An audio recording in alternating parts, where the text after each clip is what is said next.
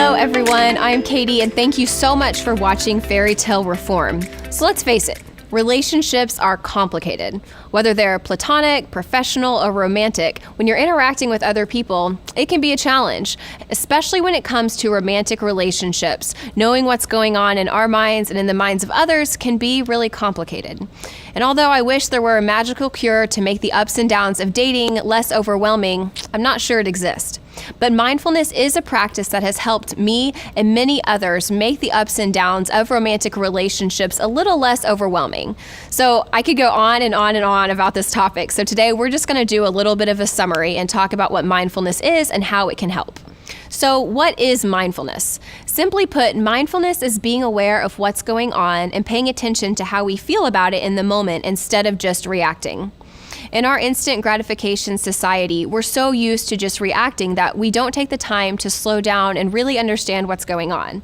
For example, let's say you're scrolling through your Facebook and you notice that all of your friends are getting married and having babies and going on these amazing vacations, and you're just chilling at home and start feeling behind in life. Suddenly you feel really insecure, so you text the guy you've been seeing for like 2 seconds and say something extreme like, "You need to decide if you want to commit and have a future with me." In that moment, you completely disregarded that you've only known this guy a couple of months and you haven't even decided how you feel about him yet either. Now, of course, I'm being a little bit extreme, but you can probably relate. And this is a perfect example of what happens when we react without practicing mindfulness. On the other hand, you may scroll through your Facebook feed and realize that seeing your friends getting married and having kids makes you feel a little jealous because maybe that's something you want for yourself too. You may become curious about whether or not this guy you're seeing is the one you want to share your life with. And instead of drastically reacting and texting him some over-the-top text, you may decide that next time you're together, you want to have a mature conversation about where he sees the relationship going. This approach of mindfulness sets you up to actually get a helpful result. It'll help you learn more about your partner and get some of the questions you're wondering answered in a way that's productive and without all of that pressure.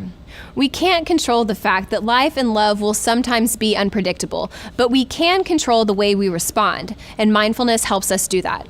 A while back, I gave a TEDx talk about how to keep your cool in the dating process and use mindfulness to make dating a little less overwhelming.